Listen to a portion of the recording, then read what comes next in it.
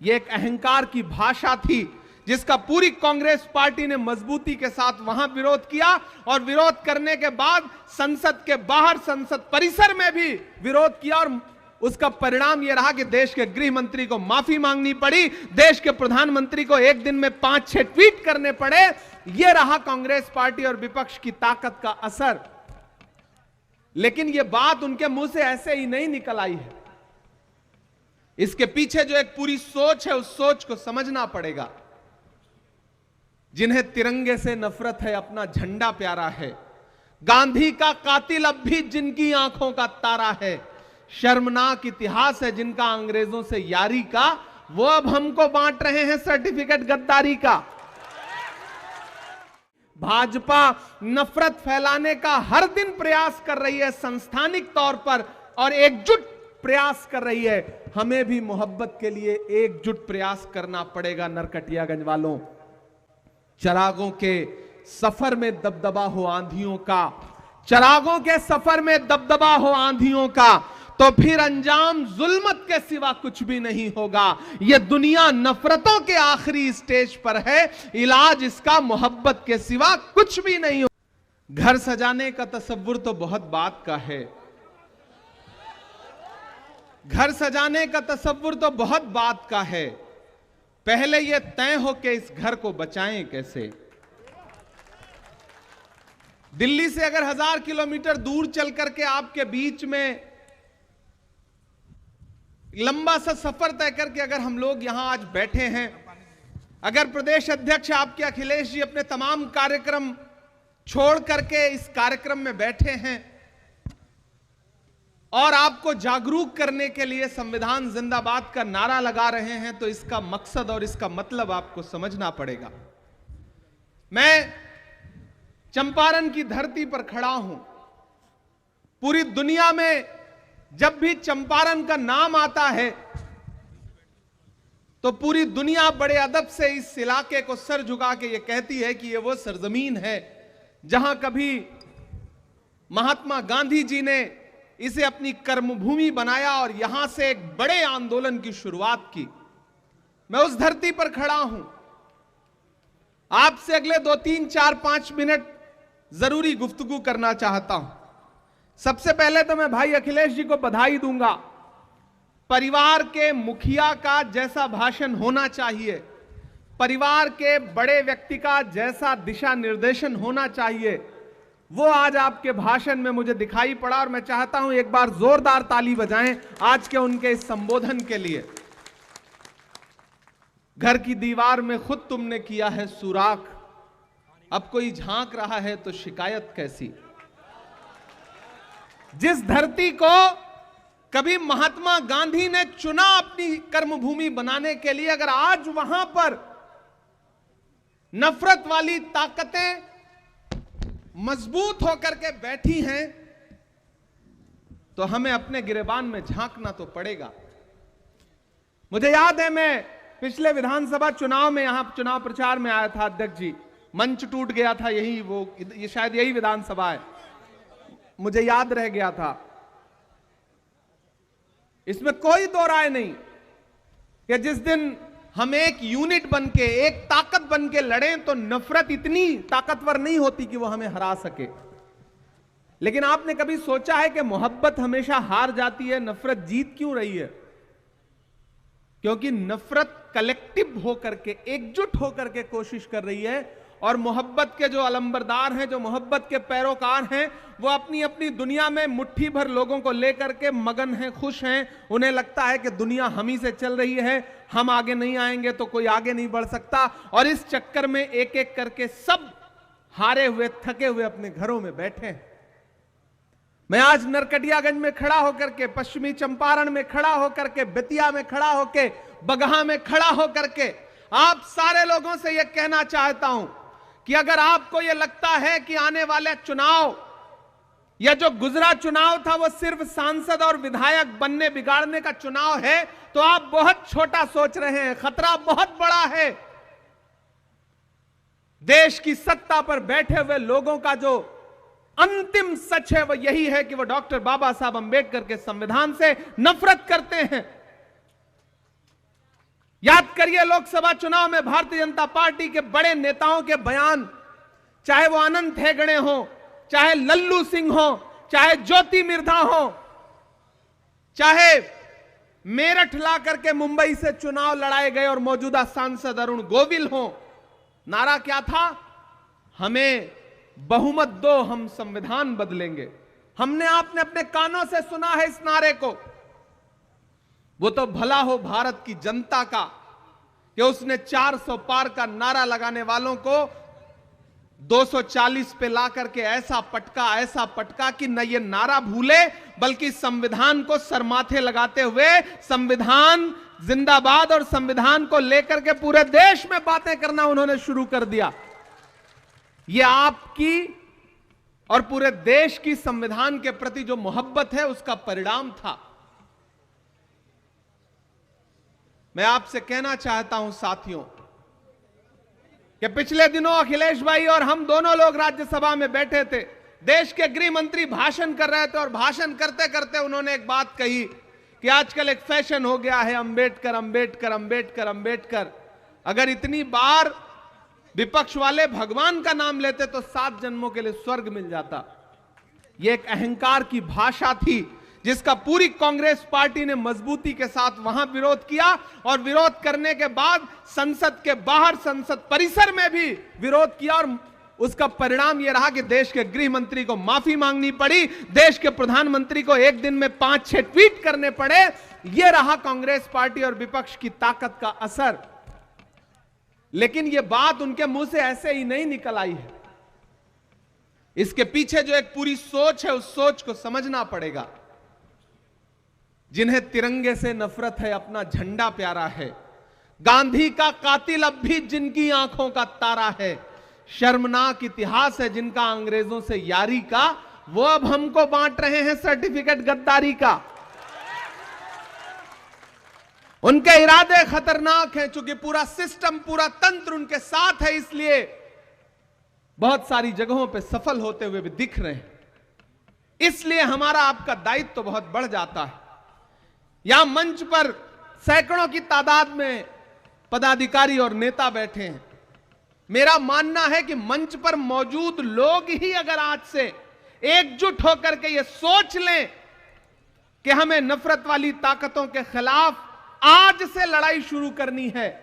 हमारी दिक्कत क्या है कि हम सिर्फ चुनावी टाइम में चुनाव लड़ते हैं, जब टिकट मांगने का मौका आता है तब हम नई सदरी और नया कुर्ता पजामा निकालते हैं। सही है कि नहीं? चुनाव पूरे 5 साल लड़ना पड़ेगा, नफरत के खिलाफ पूरे 5 साल लड़ना पड़ेगा। वो नफरत को फैलाने के इतने असंख्य हथियार हैं उनके पास। हम आप यहां भाषण कर रहे हैं, उनका पूरा एक आईटी सेल बैठा है, आपके कौन से बयान को कहां काट करके कहां पहुंचा दिया जाएगा आपको पता भी नहीं चलेगा। इस देश में तकरीबन 350 मिलियन लोग हैं जो फेसबुक यूज करते हैं, 450 मिलियन लोग हैं जो यूट्यूब यूज करते हैं, इंस्टाग्राम यूज करते हैं, और तकरीबन 563 मिलियन लोग हैं जो व्हाट्सएप यूज करते हैं। हमको आपको पता ही नहीं है कि सोशल मीडिया का कैसा दुरुपयोग करके आपके खिलाफ प्रोपेगेंडा चलाया जा रहा है, और हम अपनी दुनिया में मगन होकर के हमें लगता है कि नहीं, संविधान भी सुरक्षित है, लोकतंत्र भी सुरक्षित है, देश भी सुरक्षित है। उधर अमेरिका से हमारे बेटों को बेड़ी और हथकड़ी लगा करके देश में भेजा जा रहा है और देश के प्रधानमंत्री नमस्ते ट्रंप का नारा लगा रहे हैं। हालात वैसे नहीं है जैसा आप समझते हैं। राहुल गांधी जी अपने भाषणों में हमेशा एक बात कहते हैं कि जब जेब कतरे को आपकी जेब काटनी होती है तो पहले आपका ध्यान भटकाता है और फिर आपकी जेब काट लेता है। इसी तरह इस सरकार ने किया है, आपको धर्म की अफीम सुंघा करके, आपको नफरत की अफीम सुंघा करके, आपके आटा, चावल, दूध, दही, पनीर, छाछ, लस्सी, यहां तक कि कफन तक पर टैक्स लगा दिया है और आपको पता तक नहीं है। खतरा बहुत बड़ा है। इसलिए मैं पूरे बिहार के लोगों से, मैं खुद लंबा सा सफर तय करके कई कार्यक्रम इधर उधर करके मुझे लगा कि नहीं, मुझे जाना है और अल्पसंख्यक विभाग के विशेष तौर से पदाधिकारियों से बातचीत करनी है। ये जो पूरा इलाका है ये बहुत उपजाऊ है और कांग्रेस की विचारधारा के लिए बहुत मुफीद इलाका है, क्योंकि यह गांधी का इलाका है, यह गोडसे का इलाका नहीं है। इसलिए अगर आप सबने प्रण लिया, किसी ने कहा है कि शेर जब तक अपनी कहानियां लिखना खुद नहीं सीखेंगे तब तक शिकारी अपनी कहानियों में खुद को महान बताते रहेंगे। इसलिए नरकटियागंज वालों, अल्पसंख्यक विभाग के पदाधिकारियों, हमारे महिला कांग्रेस की जो साथी हैं, हमारे यूथ कांग्रेस के जो साथी हैं, हमारे एनएसयूआई के जो साथी हैं, सेवा दल के जो साथी हैं, हमारी मेन कांग्रेस की जो बॉडी है, उन सब से मैं अनुरोध करता हूं कि अखिलेश जी हो, इमरान प्रतापगढ़ी हो, हम सारे लोग अपना 100% देने के लिए तैयार हैं। हर दिन आपके लिए जब भी आप कहेंगे हम उपलब्ध हैं, लेकिन आपको एक रोड मैप तो आने वाले दिनों के लिए बनाना पड़ेगा, तब आप लोकतंत्र और संविधान बचाने की लड़ाई को मजबूती से लड़ पाएंगे। मेरे भाई, यहां बड़ी तादाद में बुजुर्ग बैठे हैं, नौजवान साथी बैठे हैं, माएं बहनें बैठी हैं। महान बादशाह सिकंदर ने जब यूनान जीता ना, यूनान को जब फतेह किया तो जीत का जश्न मनाने के लिए शहर की सड़कों पर निकला, तो उसने देखा कि पूरा शहर तो जश्न मना रहा है, लेकिन एक फकीर आदमी सड़क के किनारे बेखबर होकर के सारे शोरगुल से चुपचाप सो रहा है। सिकंदर को गुस्सा आया, सिकंदर अपने घोड़े से उतरा, उतर के उस सोते हुए फकीर के पास गया और गुस्से में उसे जोर की एक लात मारी और लात मार के कहा कि क्यों रे फकीर, मैंने शहर जीत लिया, यूनान फतेह कर लिया, लोग मेरे साथ जश्न मना रहे हैं और तू सो रहा है। उस फकीर ने उनींदी आंखों से सिकंदर की तरफ देखा और देख करके कहा कि शहर फतेह करना, शहर जीतना बादशाहों का काम है, लेकिन लात मारना गधे का काम है। लात तो हमको आपको भी मारी जा रही है ना पिछले कुछ वर्षों से। कभी महंगाई की लात पड़ रही है, कभी नोटबंदी की लात पड़ रही है, कभी जीएसटी की लात पड़ रही है, लेकिन हम हैं कि सोए हुए हैं, हम आवाज नहीं उठा रहे हैं, हम बोल नहीं रहे हैं।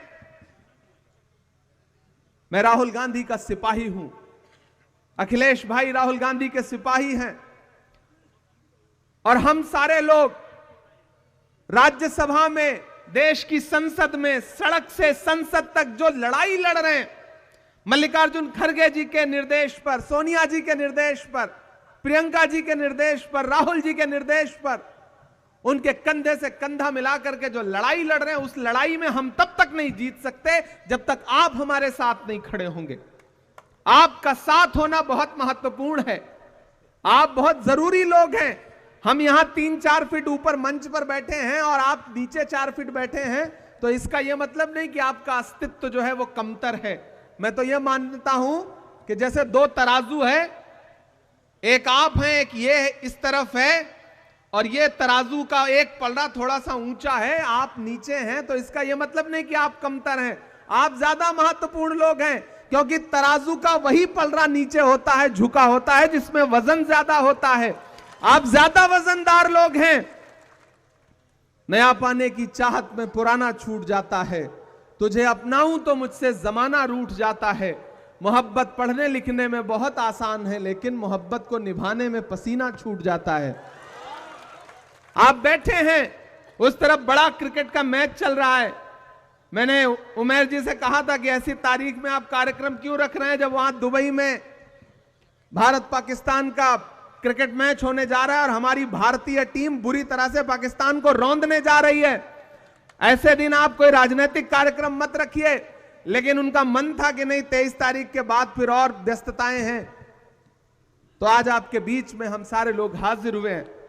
और आपसे साथियों मैं कहना चाहता हूं कि यह संविधान महज एक किताब नहीं है, इसमें महज कुछ पन्ने नहीं है। डॉक्टर बाबा साहब अंबेडकर ने कितने रातें जाग करके अपने खून पसीने से इस संविधान को लिखा था।